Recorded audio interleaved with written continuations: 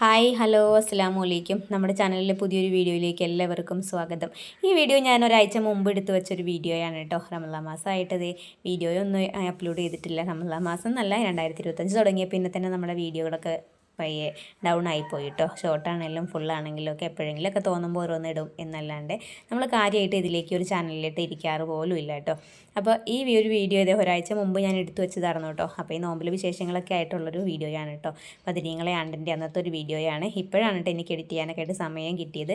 ഇപ്പം നമ്മുടെ ഒരു സീസൺ എന്ന് പറയുമ്പോൾ കുരുമുളകിൻ്റെ സീസണാണ് കേട്ടോ. അത്യാവശ്യം നല്ല രീതിയിൽ തന്നെ പണിയുണ്ട്. പിന്നെ നമ്മുടെ ചക്കവെട്ടും എല്ലാ കാര്യങ്ങളും വീട്ടിലെ കാര്യങ്ങളും മക്കളും എല്ലാം അങ്ങനെ തുടർന്ന് പോയിക്കൊണ്ടിരിക്കുന്നുണ്ട്.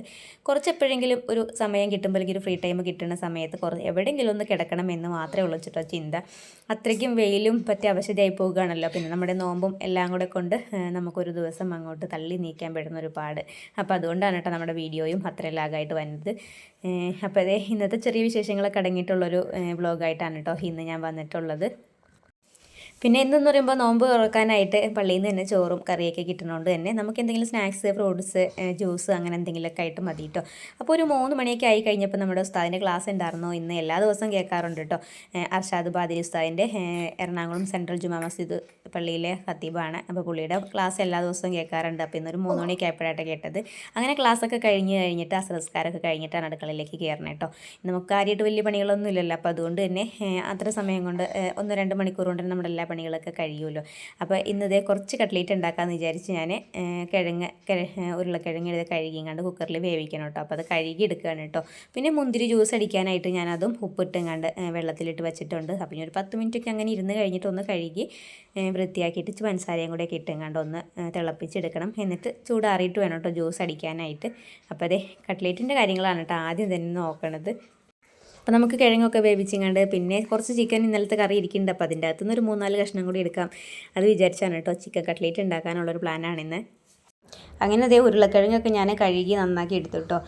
ഇനി നമുക്കതൊന്ന് വേവിക്കാനായിട്ട് അടുപ്പത്തേക്ക് വെക്കണം. പിന്നെ ജ്യൂസ് ആയിട്ട് അടിക്കുന്നത് മുന്തിരി പിന്നെ തണ്ണിമത്തങ്ങയാണ് കേട്ടോ. അപ്പോൾ ഞാൻ തണ്ണിമത്തങ്ങ ജ്യൂസ് അടിക്കാൻ വേണ്ടിയിട്ട് നേരത്തെ തന്നെ പാലൊക്കെ തിളപ്പിച്ച് ചൂടാറാനായിട്ട് വെച്ചിട്ടുണ്ട് കേട്ടോ. അപ്പോൾ ഇനി ഈ നമ്മുടെ കട്ട്ലേറ്റിൻ്റെ കാര്യങ്ങൾ അങ്ങോട്ട് ഏകദേശം ഒരു 1/4 ഭാഗത്തോളം ആക്കി കഴിഞ്ഞാൽ പിന്നെ നമുക്ക് ഫ്രൈ ചെയ്യാൻ ഒരു 6 മണിയൊക്കെ ആയി കഴിഞ്ഞിട്ട് ചെയ്താൽ മതിയല്ലോ. അപ്പോൾ അതേ കിഴങ്ങ് വേവിക്കാനായിട്ട് വെക്കുകയാണ് കേട്ടോ. ഇനി നമുക്ക് ജ്യൂസ് മുന്തിരി ഒന്ന് കഴുകിയെടുത്തുകൊണ്ട് അതും വേണമെന്ന് വേവിച്ചെടുക്കുക. മുന്തിരി ഞാൻ കഴുകാനായിട്ട് വെള്ളത്തിലേക്ക് ഇട്ട് വെക്കുന്നതിൻ്റെ മുമ്പ് തന്നെ ആ ഒരു മുന്തിരിക്കൊലേൻ്റെ പുറത്തു നിന്ന് മുന്തിരികളൊക്കെ അടർത്തിയെടുത്തപ്പോൾ കൊള്ളില്ലാത്ത ചീഞ്ഞതൊക്കെ ഞാൻ കളഞ്ഞിട്ടുണ്ടായിരുന്നു കേട്ടോ. ഇനിയിപ്പോൾ നമുക്കത് തരേണ്ട ആവശ്യമൊന്നുമില്ല. അപ്പോൾ ഞാൻ കുറച്ച് കല്ലുപ്പും കൂടെ വാരിയിട്ട് വെച്ചതാണ്. അപ്പോൾ നന്നായിട്ടൊന്ന് കഴുകിയെടുത്ത് കഴിഞ്ഞിട്ട് നമുക്ക് ആ വെള്ളം കളയി കഴിഞ്ഞിട്ട് ഒരു 2-3 പ്രാവശ്യം ഒന്ന് കഴുകിയെടുക്കണം കേട്ടോ. ഈ ഒരു സമയത്ത് നമ്മൾ അധികം ഫ്രൂട്ട്സാണ് കഴിക്കുന്നത്. അപ്പോൾ എല്ലാ ഫ്രൂട്ട്സിലും നല്ലപോലെ വിഷം ചേർത്തിട്ടാണ് കേട്ടോ വന്നത്. അപ്പോൾ അതുകൊണ്ട് തന്നെ നല്ല രീതിയിൽ തന്നെ കഴുകി എടുത്തിട്ട് വേണം കേട്ടോ നമുക്കതൊക്കെ ഉപയോഗിക്കാനായിട്ട്. പിന്നെ ഞാൻ ഈ ബാക്ക്ഗ്രൗണ്ടിൽ സൗണ്ട് ഫുള്ള് ഓഫാക്കി വെച്ചേക്കാണ് കേട്ടോ. ഇന്നത്തെ ദിവസം നമുക്കിവിടെ നല്ല മഴയായിരുന്നു കേട്ടോ. അപ്പോൾ ആ മഴയുടെ ഒരു എരപ്പ് സൗണ്ട് ഉണ്ടല്ലോ ബാക്ക്ഗ്രൗണ്ടിൽ ഭയങ്കര മോശമായിട്ട് കിടപ്പുണ്ട് കേട്ടോ. അപ്പോൾ അതുകൊണ്ടാണ് ഞാൻ ബാക്ക്ഗ്രൗണ്ടിലുള്ള ഫുൾ സൗണ്ട് ഓഫാക്കി വെച്ചേക്കണേ. നല്ല രീതിയിൽ തന്നെ മഴയുണ്ടായിരുന്നു കേട്ടോ. ഈ ഒരു റമളാൻ മാസം വെയിലിൻ്റെ ചൂട് ഭയങ്കര ചൂടാണ് കേട്ടോ. മുളകൊക്കെ വെയിലത്തേക്ക് ഇട്ടുങ്ങാണ്ട് പിന്നെ നമുക്ക് പരിക്കകത്തേക്ക് കയറി കഴിഞ്ഞാൽ തല കറങ്ങുകയാണോ കണ്ണ് കാണാൻ പറ്റാത്ത അവസ്ഥയാണ്. എന്താണെന്ന് ബുദ്ധിമുട്ടെന്ന് പറയാൻ പോലും പറ്റില്ല കേട്ടോ. അത്രയ്ക്കും വെയിലും ചൂടാണ് കേട്ടോ. അപ്പോൾ ഒരു മഴയ്ക്ക് വേണ്ടിയിട്ട് നേരം വെളുക്കുമ്പോൾ നമുക്ക് മുളക് വെയിലത്തിടാനുണ്ട്. പക്ഷെ അപ്പോഴത്തേക്കൊക്കെ മുറ്റമൊക്കെ ഉണങ്ങൂല. എന്നാലും നല്ലൊരു മഴ പെയ്ത് കഴിഞ്ഞിട്ട് രാവിലെ ആകുമ്പോൾ തന്നെ ഓർക്കും ഇന്ന് നല്ല വെയിലാവണേന്ന് ഓർക്കും കേട്ടോ. എത്ര നമുക്ക് ബുദ്ധിമുട്ടാണെങ്കിലും നമുക്ക് വെയിലിൻ്റെ സമയത്ത് നമുക്ക് വെയിൽ വേണമല്ലോ. അപ്പോൾ ഇപ്പോൾ ഏകദേശം മുളകിൻ്റെ പണിയൊക്കെ തീർന്നു തുടങ്ങി കേട്ടോ. അപ്പോൾ ഞാൻ ഈ ഒരു വീഡിയോ എഡിറ്റ് ചെയ്യണപ്പോഴത്തേക്കും മുളകിൻ്റെ പണി ഫുള്ളും കഴിഞ്ഞിട്ടുണ്ട്. ഇനി കുറച്ച് മുളക് ഉണക്കിയെടുക്കാനൊക്കെ ഉള്ളൂ കേട്ടോ. പിന്നെ അത് കഴിയുമ്പോൾ മുളക് പാറ്റാനുണ്ട്. അത് 2-3 ദിവസം നമ്മൾ തച്ചിനിരുന്ന് കഴിഞ്ഞാൽ മുളക് പാറ്റിയെടുക്കാവുന്നേ ഉള്ളൂ. അപ്പോൾ പിറ്റേ ദിവസം പറയുന്നുണ്ട് എങ്ങനെയെങ്കിലും തള്ളി നോമ്പങ്ങ് കഴിയട്ടെ എന്നിട്ട് ചെയ്തു കൊടുക്കാമെന്ന് വിചാരിച്ചുകൊണ്ടാണ് കേട്ടോ. പിന്നെ നമ്മളതുകൊണ്ട് മൈൻഡ് ചെയ്യാത്തത്. നോമ്പ് കളഞ്ഞിട്ടുള്ളൊരു പണിയൊന്നും നമുക്കില്ല കേട്ടോ. അപ്പോൾ അതുകൊണ്ട് തന്നെ ഇതേ മുന്തിരിയൊക്കെ നന്നായിട്ട് കഴുകി എടുത്തിട്ടുണ്ട് കേട്ടോ. ഇനി ഇതും കുറച്ച് പഞ്ചസാര ഇട്ടെങ്ങാണ്ട് വേവിക്കാനായിട്ട് വെക്കണം കേട്ടോ. നമ്മളിപ്പോൾ പഞ്ചസാര ഇട്ടെങ്ങാണ്ട് എത്ര മുന്തിരി അങ്ങോട്ട് വെച്ച് കഴിഞ്ഞാലുണ്ടല്ലോ ജ്യൂസ് അടിച്ചുകൊണ്ട് വെക്കുന്ന സമയത്ത് ഇതിന് പുളിയായിരിക്കും കേട്ടോ. അധികം പുളിയായിരിക്കും കേട്ടോ. നമ്മൾ എന്തോരം പഞ്ചസാരയിട്ട് അടിച്ച് കഴിഞ്ഞാലും അങ്ങനെയാണ് കേട്ടോ. ഇടുമ്പോൾ ഭയങ്കര പേടിയായിരിക്കും അതിൽ അധികമായി പോകുമോ എന്നുള്ളൊരു ടെൻഷനായിരിക്കും കേട്ടോ. പക്ഷെ നമ്മൾ അടിച്ച് വെച്ച് കഴിയുമ്പോൾ ജ്യൂസ് കുടിക്കാൻ ബാങ്ക് വിളിക്കുമ്പോൾ ഉണ്ടല്ലോ നല്ല പുളിയായിരിക്കും. അതുകൊണ്ട് തന്നെ മിക്ക ദിവസം ഞാൻ അങ്ങനെ മുന്തിരി ജ്യൂസ് അടിച്ച് വെക്കാറില്ല കേട്ടോ. വല്ലപ്പോഴൊക്കെ മുന്തിരി ജ്യൂസ് അടിക്കും. അതാകുമ്പോൾ നമുക്ക് ദാഹത്തിന് നമുക്ക് എപ്പോഴും നമുക്ക് വെള്ളമാണ് കേട്ടോ വേണ്ടത്. ഇപ്പോഴത്തെ ഇതിൻ്റെ മുകളിലേക്ക് ഉണ്ട് പഞ്ചസാരയ്ക്കകത്ത് അവിലുണ്ടായിരുന്നു. അപ്പോൾ അവിൽ എങ്ങാണ്ട് ഇട്ട് സ്പൂൺ അതിൻ്റെ അകത്തേക്ക് ഇട്ടതുകൊണ്ടാണ് കേട്ടോ അങ്ങനെ ഇരിക്കുന്നത്. പിന്നെ ഞാനതെടുത്ത് പറക്കി കളഞ്ഞു. പിന്നെ അത് നമ്മുടെ കിഴങ്ങ് വെന്ത് കുക്കർ വിസിലടിച്ചുകൊണ്ടിരിക്കുകയാണ് കേട്ടോ. മുന്തിരിയും തന്നെ തിളച്ച് തുടങ്ങിയിട്ടുണ്ട്.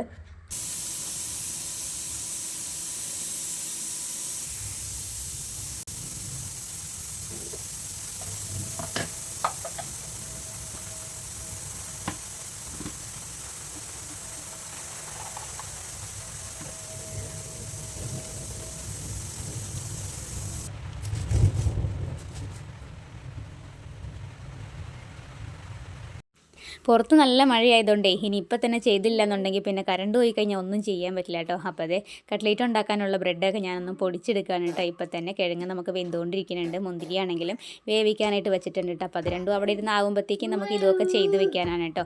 പിന്നെ കറണ്ട് പോയി കഴിഞ്ഞാൽ പിന്നെ ഇതൊന്നും ചെയ്യാൻ പറ്റില്ല. പിന്നെ അത് മാത്രമല്ല ഇന്നത്തെ ദിവസം ചിലപ്പോൾ കട്ട്ലേറ്റ് പോലും ഉണ്ടാക്കാൻ പറ്റില്ല കേട്ടോ. പിന്നെ വേവിച്ച് വെച്ചേക്കണൊക്കെ നമുക്ക് പയ്യെ ഫ്രിഡ്ജിലേക്ക് എടുത്ത് വെക്കേണ്ടി വരും. അപ്പോൾ അതില്ലാണ്ടിരിക്കാൻ വേണ്ടി ഞാൻ ഇപ്പോൾ തന്നെ ബ്രെഡൊക്കെ അങ്ങ് പൊടിച്ചെടുത്ത് വെക്കുകയാണ് കേട്ടോ. പിന്നെ നമുക്ക് ഫ്രൈ ചെയ്യാനാണെങ്കിൽ കുഴപ്പമില്ലല്ലോ, കറണ്ട് ഇല്ലെങ്കിലും നമുക്ക് ചെയ്തെടുക്കാമല്ലോ.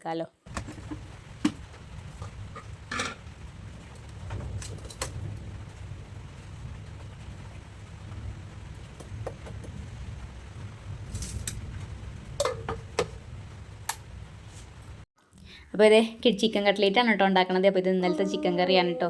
ഇന്നിപ്പോൾ നമുക്ക് പള്ളിയിൽ നിന്ന് ചോറ് കിട്ടുമ്പോൾ അതിൻ്റെ ആവശ്യമില്ല. അപ്പോൾ അതുകൊണ്ട് ഇതേ ഞാൻ ഇതിൻ്റെ അകത്തുനിന്ന് എല്ലില്ലാത്ത കഷ്ണം നോക്കിയെങ്ങാണ്ട് എടുക്കുകയാണ് കേട്ടോ. അതും കൂടെ ഒന്ന് കഴുകി മിക്സിയിലിട്ടെങ്ങാണ്ട് അടിച്ചെടുക്കണം നമുക്ക്. പിന്നെ കറണ്ട് പോണതിൻ്റെ മുമ്പാണെങ്കിലും ജ്യൂസുകളൊക്കെ ഉണ്ട് ഉണ്ടാക്കി വയ്ക്കാനായിട്ട്. അപ്പോൾ മിക്സിയുടെ ആവശ്യങ്ങളൊക്കെ പെട്ടെന്ന് ചെയ്തു വെക്കുകയാണെന്നുണ്ടെങ്കിൽ പിന്നെ ഇപ്പോൾ കറണ്ട് ഇല്ലെങ്കിലും നമുക്ക് കുഴപ്പമില്ലല്ലോ. അപ്പോൾ അതുകൊണ്ട് എല്ലാം പെട്ടെന്ന് ചെയ്യുന്നതാണ് കേട്ടോ. അങ്ങനെ ഇട്ട് തപ്പി ഇതേ ഒരു 5-6 കഷ്ണങ്ങൾ കിട്ടിയിട്ടുണ്ട് കേട്ടോ. എല്ലില്ലാത്ത കഷ്ണം, ബാക്കിയൊക്കെ എല്ലുള്ള കഷ്ണമാണ് കേട്ടോ.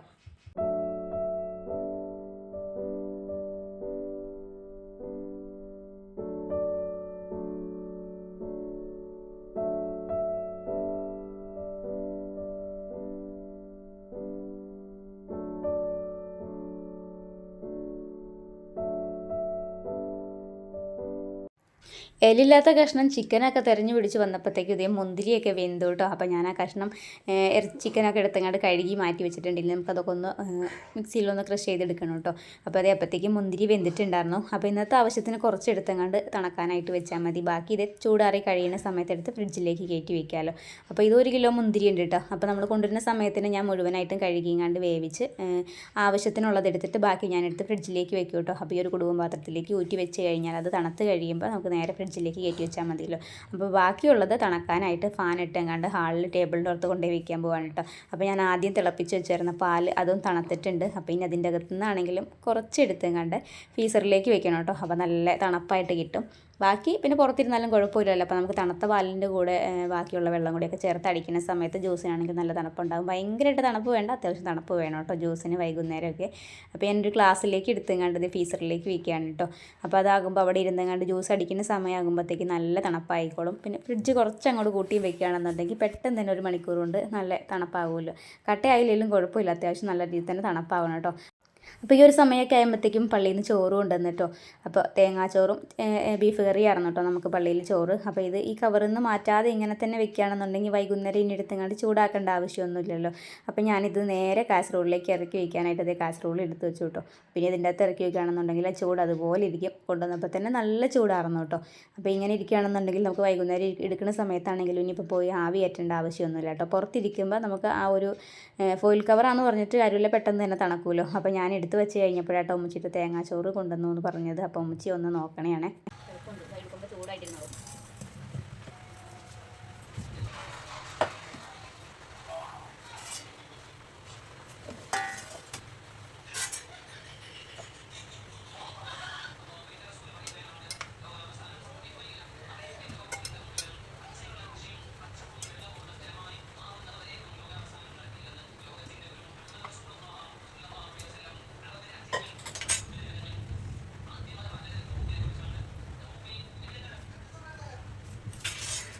എയറൊക്കെ പോയി കഴിഞ്ഞപ്പോൾ കുക്കറിൽ വെള്ളമൊക്കെ വാർത്ത് കളഞ്ഞങ്ങാണ്ട് കിഴങ്ങ് ഞാൻ പ്ലേറ്റിലേക്ക് ഇട്ട് കഴിഞ്ഞു കേട്ടോ.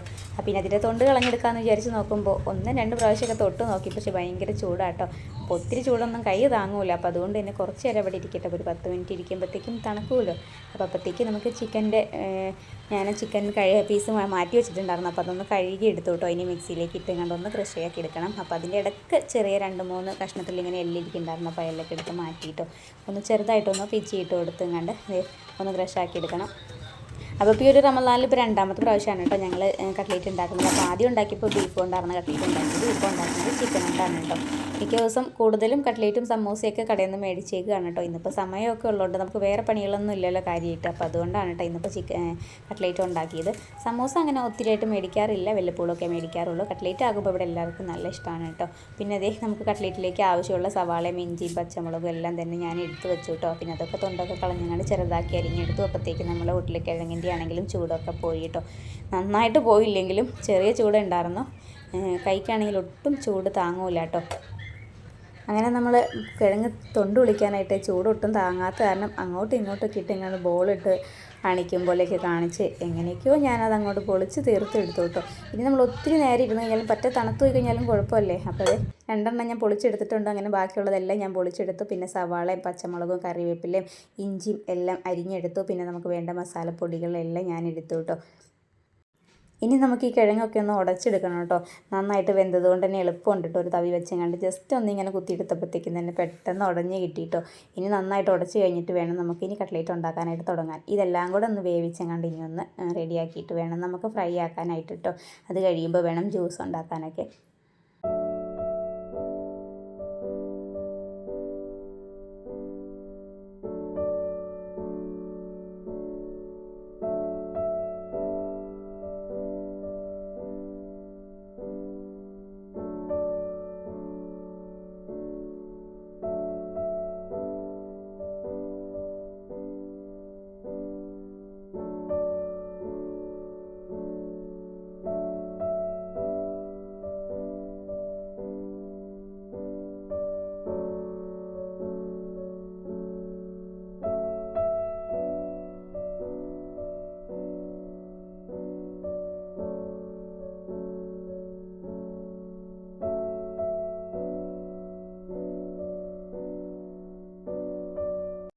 അങ്ങനെ അതേ കട്ട്ലേറ്റ് ഉണ്ടാക്കാനുള്ള മസാല ഇവിടെ ഫില്ലിങ്സൊക്കെ റെഡി ആയിട്ടോ. ഇനി അതൊക്കെ ഒന്ന് തണുപ്പിച്ചെടുക്കണം.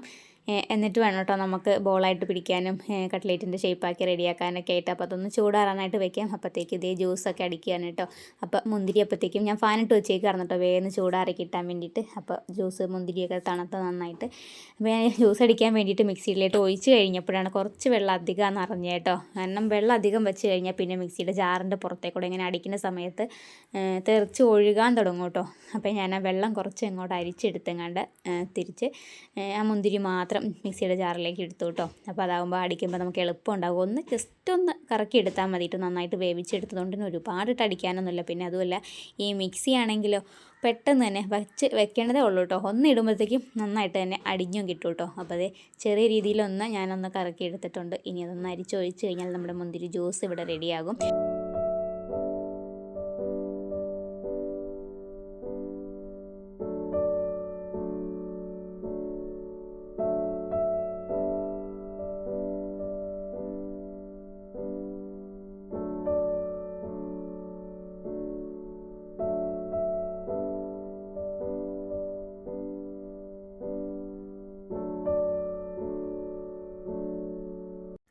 അങ്ങനെ മുന്തിരി ജ്യൂസ് അടിക്കലൊക്കെ കഴിഞ്ഞത് അടുപ്പം നിറ ഒന്ന് അങ്ങോട്ട് തുടച്ച് ജസ്റ്റ് ഒന്ന് തുടച്ചെടുത്ത് കേട്ടോ. ക്ലീനിങ്ങും കഴിഞ്ഞു. ഇനി നമുക്ക് കട്ട്ലേറ്റിൻ്റെ ഷേപ്പാക്കി എങ്ങാണ്ട് ഇതൊന്ന് ബോളൊക്കെ പിടിച്ചെങ്ങാണ്ട് ഒന്ന് പരത്തിയെടുക്കണം കേട്ടോ. എന്നിട്ട് വേണം നമുക്ക് തണ്ണിമത്തങ്ങ ഞാൻ ആദ്യം ഓർത്ത് ജ്യൂസ് അടിക്കാം. കുറച്ച് പാലൊഴിച്ചെങ്ങാണ്ട് കുറച്ച് തണ്ണിമത്തങ്ങയും കൂടി ഇട്ടെങ്ങാണ്ട് ഒന്ന് ജ്യൂസ് അടിച്ച് കഴിഞ്ഞിട്ട് അതിലേക്ക് കടിക്കാൻ പാകത്തിന് കുറച്ച് ഏത്തപ്പഴവും കുറച്ച് ആപ്പിളും പിന്നെ കുറച്ച് തണ്ണിമത്തങ്ങയും കൂടെ ചെറിയ കഷ്ണങ്ങളായിട്ട് അരിഞ്ഞിടാം അങ്ങനെയൊക്കെ വിചാരിച്ചു കേട്ടോ. പിന്നെ അത് വേണ്ടാന്ന് വെച്ചെങ്ങാണ്ട് നമുക്ക് ആപ്പിളും ചെറുപഴം ആപ്പിളും ബൂസ്റ്റും പാലും പിന്നെ കുറച്ച് അണ്ടിപ്പരിപ്പും ഈത്തപ്പഴമൊക്കെ ഇട്ടെങ്ങാണ്ട് ആ ഒരു ജ്യൂസ് അത് ഞാൻ മിക്ക ദിവസം എന്ന് വെച്ചാൽ ഈ ഒരു റമദാനിൽ അധിക ദിവസം അത് തന്നെയാണ് കേട്ടോ അടിച്ച് കുടിക്കുന്നത്. അപ്പോൾ ആ ഒരു ഇതാകുമ്പോൾ നമുക്ക് ഹെൽത്തി ആയിട്ടുള്ളതല്ലേ. അപ്പോൾ അതുകൊണ്ട് തന്നെ ശരീരത്തിന് കുറച്ചും കൂടെ ഒരു ഇത് തോന്നും കേട്ടോ. ആകെ ഈ ഒരു നോമ്പ് തുറക്കുമ്പോൾ കഴിക്കുന്ന ഈ ഒരു ജ്യൂസുകൾ മാത്രമേ ഉള്ളൂ കേട്ടോ. പിന്നെ അങ്ങനെ പത്തിരി ആണെങ്കിലും ഉണ്ടാക്കും എന്നല്ലാണ്ട് കഴിക്കാറില്ല. പിന്നെ അത് കഴിക്കുവാണെങ്കിലും ചിലപ്പോൾ ഇശാ നിസ്കാരമൊക്കെ കഴിഞ്ഞ് കുറേ നേരം കഴിഞ്ഞ് കിടക്കാൻ സമയത്ത് 1-2 പത്തിരി കഴിക്കും. അതല്ലാന്നുണ്ടെങ്കിൽ ഒരു തവി കഞ്ഞി എടുത്തുകൊണ്ട് ഇച്ചിരി അച്ചാറൊക്കെ കൂട്ടിങ്ങാണ്ട് അങ്ങനെ കഞ്ഞി ഒഴിക്കും. അങ്ങനെ എന്തെങ്കിലുമൊക്കെ ഉള്ളൂ കേട്ടോ. നോമ്പ് തുറക്കുന്ന സമയത്ത് നമുക്ക് ഈ ഒരു സ്നാക്സും പിന്നെ ജ്യൂസും തന്നെയാണ് കേട്ടോ മെയിനായിട്ട്. അപ്പോൾ അതുകൊണ്ടാണ് ജ്യൂസ് അധികം ഉണ്ടാക്കി വെക്കുന്നത്. പിന്നെ അത് മാത്രമല്ല ഈ ഒരു വെയിലിൻ്റെ സമയത്ത് ഭയങ്കര ചൂടും ഭയങ്കര വെയിലും അല്ലേ. വല്ലപ്പോഴും ഒരു മഴക്കാറ് കയറും ഒന്ന് കാറ്റടിക്കും എന്നൊക്കെ അല്ലാണ്ട് നന്നായിട്ടൊരു മഴയൊന്നും പെയ്യണില്ലല്ലോ. ഇടയ്ക്ക് 2-3 ദിവസം മാത്രം മഴ കിട്ടിയിട്ടു. ആ ഒരു സമയത്ത് നമ്മൾ വൈകുന്നേരം ജ്യൂസൊക്കെ അടിച്ച് വെച്ച് കഴിഞ്ഞിട്ടാണ് കേട്ടോ ആ ഒരു മഴ വന്നത്. അങ്ങനെ ജ്യൂസൊക്കെ ബാക്കിയാകും പിറ്റേ ദിവസത്തേക്ക് എടുക്കാൻ വേണ്ടിയിട്ട് ഫ്രിഡ്ജിലേക്കൊക്കെ ചെയ്തു കേട്ടോ. പിന്നെ ജ്യൂസ് അടിക്കുന്ന സമയത്ത് എപ്പോഴാണെങ്കിലും ഞാൻ കുറച്ചധികം ജ്യൂസ് അടിച്ച് വെക്കാറുണ്ട്. കിടക്കുന്നത് വരെ വെള്ളം കുടിച്ചുകൊണ്ടിരിക്കും കേട്ടോ. പിന്നെ ബാക്കി ഉണ്ടാവില്ല, എന്തായാലും കിടക്കുന്നതിൻ്റെ മുമ്പ് ജ്യൂസ് എത്ര നമ്മൾ കലക്കി വെച്ച് കഴിഞ്ഞാലും ജ്യൂസ് അടിച്ച് വെച്ച് കഴിഞ്ഞാലും അത് മൊത്തം തീരും കേട്ടോ. അപ്പോൾ അതുകൊണ്ട് അധികം തന്നെ ജ്യൂസ് ഉണ്ടാക്കി വെക്കുന്നത്. പിന്നെ ആദ്യം ഞാൻ ഓർത്ത് തണ്ണിമത്തങ്ങ ജ്യൂസ് അടിക്കാൻ, പിന്നെ അത് വേണ്ടാന്ന് വെച്ച് കണ്ടതേ ആപ്പിളും പഴമൊക്കെ എടുത്തു കേട്ടോ.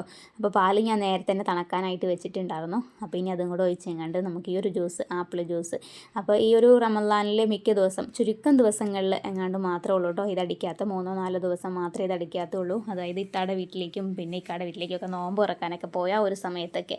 പിന്നെ നമ്മുടെ വീട്ടിലാണെങ്കിലും എല്ലാവരും വന്ന് നോമ്പ് തുറന്ന അന്ന് ഈ ഒരു ജ്യൂസ് ഉണ്ടാക്കിയില്ലാന്നേ ഉള്ളൂ കേട്ടോ. അല്ലാത്ത ദിവസങ്ങളിലൊക്കെ എല്ലാ ദിവസവും ഞാൻ ഈ ഒരു ജ്യൂസ് തന്നെയാണ് കേട്ടോ ഉണ്ടാക്കുന്നത്. ഈ ഒരു ജ്യൂസിന് പ്രത്യേകത എന്ന് വെച്ച് കഴിഞ്ഞാൽ നമുക്ക് ശരീരത്തിനാണെങ്കിലും എല്ലാം നല്ല ഗുണങ്ങൾ മാത്രമാണ് കേട്ടോ. ഇതിലേക്ക് ആപ്പിളാണെങ്കിലും പിന്നെ അതേപോലെ തന്നെ ഈത്തപ്പഴം, അണ്ടിപ്പരിപ്പ്, പാല് അങ്ങനെയൊക്കെയുള്ള ചേർത്തിട്ടല്ലേ നമ്മൾ ജ്യൂസ് അടിക്കുന്നത്, ബൂസ്റ്റ്. അപ്പോൾ ഇതിലാകുമ്പോൾ നമുക്ക് പഞ്ചസാരേൻ്റെ ആവശ്യം വന്നില്ല കേട്ടോ. ഒരു സ്പൂണ് പഞ്ചസാരയെങ്കിലും വേണമെങ്കിൽ ഇട്ട് കൊടുത്താൽ മതി. നമുക്ക് ആ ഒരു പാലിലേക്ക് മാത്രം ഒരു ശകലം മധുരത്തിന് ചേർത്ത് കൊടുത്താൽ മതി. ഇനിയിപ്പോൾ ചേർത്ത് കൊടുത്തില്ലെങ്കിലും നമുക്ക് കഴിക്കാം. മധുരം ചേർക്കാതെ തന്നെ നമുക്ക് കഴിക്കാനൊരു ടേസ്റ്റ് ഉണ്ട് കേട്ടോ ഇതിന്. പിന്നെ ഹെൽത്തി ആയിട്ടുള്ളൊരു ജ്യൂസ് ആയതുകൊണ്ട് തന്നെ മിക്ക ദിവസങ്ങളിലും ഇത് തന്നെയാട്ടോ ഉണ്ടാക്കാറ്.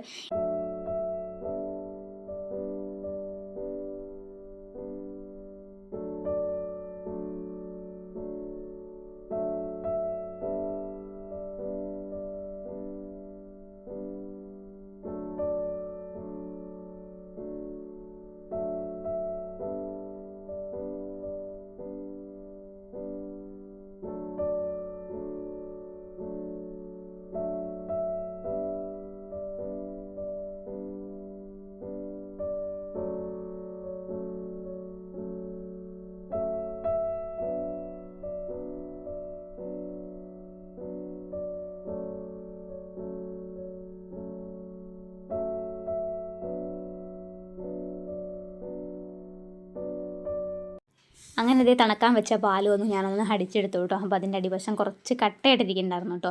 മുഴുവനായിട്ടൊന്നും ഫ്രീസായില്ലെങ്കിലും കുറച്ച് ഭാഗം ഫ്രീസായിട്ടുണ്ടായിരുന്നു. അപ്പോൾ അതൊന്നും കൂടെ ഒന്ന് അടിച്ചെങ്ങാണ്ട് ഇതിലേക്ക് ഒഴിച്ചു കേട്ടോ. ഇനി കുറച്ച് തണുത്ത വെള്ളം കൂടെ ഒഴിക്കും. അപ്പോൾ ഇത് നല്ല കൊഴുപ്പിലാണ് കേട്ടോ നമ്മുടെ ഒരു ജ്യൂസ് ഇരിക്കുന്നത്. അപ്പോൾ ഇനി ഒരു ജഗ്ഗിലേക്ക് കുറച്ച് വെള്ളം കൂടെ ഒഴിച്ചെങ്ങാണ്ട് ഒന്ന്, നല്ല കൊഴുപ്പല്ലേലും അത്യാവശ്യം ഒരു കൊഴുപ്പിൽ മാത്രമാണ് കേട്ടോ ഈ ഒരു ജ്യൂസ് കഴിക്കാറ്. അപ്പോൾ നമ്മുടെ ജ്യൂസ് അടിക്കലൊക്കെ കഴിഞ്ഞു. ഇനി മിക്സിയൊക്കെ ഒന്ന് തുടച്ച് ഒന്ന് ക്ലീൻ ആക്കിയിട്ട് വേണം എടുത്ത് വെക്കാനായിട്ട്. എല്ലാ ദിവസവും ഇതുപോലൊന്നും തുണി നനച്ചങ്ങാണ്ട് തുടക്കുകയാണെന്നുണ്ടെങ്കിൽ നമ്മുടെ മിക്സി അങ്ങനെ മൊത്തം ഇതായിട്ട് കിടക്കില്ല കേട്ടോ, മുഷിഞ്ഞ് കിടക്കില്ല കേട്ടോ. അല്ലാന്നുണ്ടെങ്കിൽ നമ്മൾ ഓരോ ദിവസവും ജ്യൂസ് അടിക്കുന്ന സമയത്തുണ്ടല്ലോ മിക്സിയിലിട്ട് ഒരേ തുള്ളി ചാടി ചാടി ഈ ഒരു നോമ്പ് 30 കഴിയുമ്പോഴത്തേക്കും നമ്മുടെ മിക്സി ഒരു കളർഫുള്ളായിട്ട് മാറും കേട്ടോ. അപ്പോൾ ഞാൻ എന്നും തുടച്ചെടുക്കാറുണ്ട്. നോമ്പിൽ മാത്രമല്ല ഏതൊരു സമയത്താണെങ്കിലും മിക്സിയിൽ എന്തെങ്കിലും അഴുക്കായെന്ന് തോന്നിക്കഴിഞ്ഞാൽ അപ്പം തന്നെ തുടച്ചെടുത്ത് വെക്കും കേട്ടോ. അങ്ങനെ അടുക്കളയിലെ എല്ലാ പണികളും ഒക്കെ കഴിഞ്ഞു കേട്ടോ. ഇനി നമ്മുടെ കട്ട്ലേറ്റും കൂടെ ഒന്ന് ഫ്രൈ ആക്കി എടുക്കണം. അപ്പോൾ അതിന് ബ്രെഡ് ക്രംസൊക്കെ നേരത്തെ തന്നെ സെറ്റാക്കി വെച്ചിട്ടുണ്ടായിരുന്നു. അപ്പോൾ ഇത് ജ്യൂസ് മുന്തിരി ഉണ്ടോ തണുക്കാനായിട്ട് ഞാൻ വെച്ചതാണ് കേട്ടോ. നല്ല ചൂടായിരുന്നു. ഇപ്പോൾ അത് ശരിക്കും തണുത്തിട്ടുണ്ട്. ഇനി അതിനെ ഫ്രിഡ്ജിലേക്ക് കൊണ്ടുപോയി വെക്കും കേട്ടോ. അപ്പോൾ ഇനി നാളത്തെ ആവശ്യത്തിന് അതിനകത്തുനിന്ന് കുറച്ചെടുത്തങ്ങാണ്ട് ജ്യൂസ് അടിക്കും. പിന്നെ നാളെ കഴിഞ്ഞും അതേപോലെ തന്നെ ബാലൻസ് ഇരിക്കുന്നത് നാളെ കഴിഞ്ഞും ജ്യൂസ് അടിക്കും കേട്ടോ. ഇനി നമ്മുടെ കട്ട്ലേറ്റും കൂടെ ഒന്ന് ഫ്രൈ ആക്കി എടുത്ത് കഴിഞ്ഞാൽ പിന്നെ അടുക്കളയിലെ പണികളൊക്കെ കഴിഞ്ഞു കേട്ടോ. പിന്നെ ഒന്ന് വേറെ കുക്കിംഗ് ഒന്നും ഇല്ല കേട്ടോ. പിന്നെ ഇടയത്താഴത്തിനാണെങ്കിലും ചോറോ അല്ലെങ്കിൽ കഞ്ഞിയോ അച്ചാറോ അല്ലെങ്കിൽ ഒരു മുട്ട പൊരിച്ചതോ അങ്ങനെ എന്തെങ്കിലുമൊക്കെ ആയിട്ട് കഴിക്കാറുണ്ട്. എല്ലാ ദിവസവും അങ്ങനെയൊക്കെയാണ് കഴിക്കാറ്. അപ്പോൾ ഞാൻ ഇടയത്താഴത്തിന് കഴിക്കാൻ വേണ്ടിയിട്ട് ചോറ് അരി അടപ്പത്തേക്ക് ഇട്ടിട്ടുണ്ടായിരുന്നു. അപ്പോൾ ഇനി അത് വെന്ത് കഴിയുമ്പോൾ നമുക്ക് വാർത്ത് വെച്ചാൽ മതിയല്ലോ. അപ്പം മാങ്ങയും തേങ്ങയൊക്കെ ഇരിക്കുന്നുണ്ട്. അങ്ങനെ ഒരു ചമ്മന്തി അരയ്ക്കണം, ഒരു തോരനും ഉണ്ടാക്കണം കേട്ടോ. കറിയൊന്നും അങ്ങനെ ഇടയത്താഴത്തിന് കഴിക്കാറില്ല. അപ്പോൾ അങ്ങനെ ഈ നോമ്പായി കഴിഞ്ഞപ്പോൾ പിന്നെ കറി അങ്ങനെ കാര്യമായിട്ട് ഉണ്ടാക്കാറില്ല. ചില ദിവസങ്ങളിലൊക്കെ ഉണ്ടാക്കും. ആ ഉണ്ടാക്കണതിന് 2-3 ദിവസം കഴിക്കാനുണ്ടാകും കേട്ടോ. കുറച്ച് നമ്മൾ സാധാരണ ഉണ്ടാക്കുമ്പോൾ കുറച്ച് ഉണ്ടാക്കിയാലും അത് 3 ദിവസമെങ്കിലും ഏറ്റവും ചുരുങ്ങിയതിരിക്കും കേട്ടോ. പിന്നെ അത് കഴിഞ്ഞ് വേറൊരു കറി ഉണ്ടാക്കും. അതും അങ്ങനെ തന്നെയാണ് കേട്ടോ. അപ്പോൾ കറി ഉണ്ടാക്കൽ വല്ലപ്പോഴും ഒക്കെ ഉള്ളൂ. ഇടയത്താഴത്തിനാണ് കറി ഞാൻ ചോറ് കഴിക്കാറില്ല. ഒരു ചമ്മന്തി, അതല്ലെങ്കിൽ ഒരു മുട്ട വറുത്തത്, അതല്ലെങ്കിൽ കുറച്ച് ബീഫ് എന്തെങ്കിലും. ഇനി ഒന്നുമില്ലല്ലോ ഒരു മാങ്ങാ ചമ്മന്തി മാത്രം കൂട്ടിയാണെങ്കിലും ഇടയത്താഴത്തിന് ചോറ് കഴിക്കും കേട്ടോ. അങ്ങനെ നമ്മുടെ കട്ട്ലേറ്റ് ഇതേ ഫ്രൈ ആക്കി തുടങ്ങിയിട്ടുണ്ട്. ബാക്കി അടുക്കളയിലുള്ള എല്ലാ പണികളും കഴിഞ്ഞു കേട്ടോ. ഓരോ പണി കഴിയുമ്പോഴും അപ്പോൾ അതിൻ്റെ പാത്രങ്ങളൊക്കെ കഴുകി അടുക്കളയൊക്കെ ഇങ്ങനെ തുടച്ച് റെഡിയാക്കിയതുകൊണ്ട് തന്നെ ഇനി അടുക്കളയിൽ വേറെ പണികളൊന്നും ഇല്ല കേട്ടോ. രാത്രിയാണെങ്കിലും വേറെ ഒരു പണിയില്ല. കഞ്ഞിയും തന്നെ വെന്ത് തുടങ്ങിയിട്ടുണ്ട്. പിന്നെ കഴിക്കാനായിട്ട് പള്ളിയിൽ നിന്ന് ചോറ് കിട്ടിയത് അത് ചൂടാറാതെ തന്നെ കാസറോളിലിട്ട് അടച്ചു വെച്ചതുകൊണ്ട് തന്നെ കഴിക്കാൻ എടുക്കുന്ന സമയത്ത് അതെടുത്ത് തുറന്നാൽ മതി. നല്ല ചൂടനെ തന്നെയാണ് ഇരിക്കുന്നത്. ചില ദിവസങ്ങളിൽ മഗ്‌രിബ് നിസ്കാരമൊക്കെ കഴിഞ്ഞ് ഒരു 10-15 മിനിറ്റൊക്കെ കഴിയുമ്പോൾ എന്തെങ്കിലും കഴിക്കും. ചില ദിവസങ്ങളിൽ ഇശാ നിസ്കാരം കഴിഞ്ഞ് ഓതലും എല്ലാം കഴിഞ്ഞിട്ടായിരിക്കും കേട്ടോ കഴിക്കൽ. അപ്പോൾ എന്നും ഒരുപോലെയല്ല. നമുക്ക് ആ ഒരു ബാങ്ക് വിളിച്ച് നോമ്പ് തുറന്ന് കഴിയുമ്പോഴൊരു ക്ഷീണം ഉണ്ടല്ലോ, അതിനനുസരിച്ചായിരിക്കും കേട്ടോ കഴിക്കാനുള്ള മൂഡും ഇതുമൊക്കെ മൈൻഡും ഒക്കെ. പിന്നെ റമദാൻ എന്ന് പറഞ്ഞു കഴിഞ്ഞാൽ ഒരുപാട് വിഭവങ്ങളെ കൊണ്ട് നമുക്ക് അലങ്കരിക്കുന്ന ഒരു മാസമൊന്നുമല്ല. ഒരുപാട് അമലുകൾ ചെയ്യാൻ പറ്റിയങ്ങാണ്ട് അങ്ങനെ നമ്മുടെ പാപങ്ങളൊക്കെ പൊറുപ്പിക്കുന്ന ഒരു ഇതാണ് കേട്ടോ റമദാൻ മാസം എന്ന് പറയുന്നത്. മുസ്ലിമായ ഒരു മനുഷ്യനാണെങ്കിലും നല്ലൊരു മുഅ്മിനായ മനുഷ്യനാണെങ്കിലും ഒക്കെ നമുക്ക് ഒരുപാട് ചെയ്യാൻ പറ്റുന്ന അത്രയും അള്ളാഹിനോട് പൊറുക്കലിനെ തേടുകയും പിന്നെ നമ്മളെ കൊണ്ട് അള്ളാഹുവിന് ചെയ്തു കൊടുക്കാൻ പറ്റുന്ന അത്രയും അമലുകളൊക്കെ ചെയ്തും കഴിയേണ്ട ഒരു മാസമാണ് കേട്ടോ. അപ്പോൾ ഇതൊക്കെയാണ് കേട്ടോ നമ്മുടെ ഇന്നത്തെ വിശേഷങ്ങളൊക്കെ. അപ്പോൾ ഇന്നത്തെ വിശേഷങ്ങളൊക്കെ ഇഷ്ടമായിട്ടുണ്ടെങ്കിൽ വീഡിയോ ലൈക്ക് ചെയ്യാൻ മറക്കരുത്. പിന്നെ അതേപോലെ തന്നെ ഈ ചാനൽ ഇതുവരെ സബ്സ്ക്രൈബ് ചെയ്യാതെ കാണുന്ന കൂട്ടുകാർ ഒന്ന് കയറി സബ്സ്ക്രൈബ് ചെയ്തും കൂടെയുള്ള ബെല്ലൈക്കണും കൂടെ എനേബിൾ ചെയ്ത് അതിൽ ഓളൊന്ന് ഓപ്ഷൻ കൊടുക്കണം കേട്ടോ. അങ്ങനെ ഒന്ന് സപ്പോർട്ട് ചെയ്യാനും മറക്കല്ലേ കേട്ടോ. പിന്നെ നിങ്ങളുടെ അഭിപ്രായം എന്താണെങ്കിലും താഴെയുള്ള കമൻറ്റ് ബോക്സിൽ വന്നും അറിയിക്കുക. പിന്നെ അതേപോലെ തന്നെ എനിക്ക് പറയാനുള്ളൊരു പ്രത്യേക കാര്യം എന്ന് പറയുന്നത്, അപ്പോൾ ഈ ഒരു മാസത്തിലായിരിക്കും എല്ലാവരും അള്ളാഹുവിനോട് കൂടുതലായിട്ട് അടുക്കുന്ന ഒരു സമയം എന്ന് പറയുന്നത് കേട്ടോ. അപ്പം നിങ്ങളൊക്കെ ദുആ ചെയ്യുമ്പോൾ ഞങ്ങളെയൊക്കെ അതിലൊന്ന് ഉൾപ്പെടുത്താനായിട്ട് മറക്കല്ലേ കേട്ടോ. കുടുംബങ്ങളെ ആണെങ്കിലും ഇപ്പോൾ നമ്മളെ ആണെങ്കിലും മക്കളെ ആണെങ്കിലും കുടുംബങ്ങളെ ആണെങ്കിലും മാതാപിതാക്കളെ ആണെങ്കിലും എല്ലാവരും നമുക്കൊക്കെ ഉപകാരപ്പെട്ട എല്ലാവരെയും നമുക്ക് ദുആയിലൊക്കെ ഉൾപ്പെടുത്താനായിട്ട് ശ്രമിക്കുക. അപ്പോൾ ഇന്ന് നോമ്പ് തുറക്കാൻ ഇതൊക്കെയാണ് കേട്ടോ. അപ്പോൾ ഇന്നത്തെ വിശേഷങ്ങൾ ഇത്രയൊക്കെ ഉള്ളൂ. അപ്പോൾ ഇനി ഇതിലും നല്ല വീഡിയോ ആയിട്ട് വീണ്ടും കാണാം. അതുവരേക്കും എല്ലാ കൂട്ടുകാർക്കും അസ്സലാമു അലൈക്കും.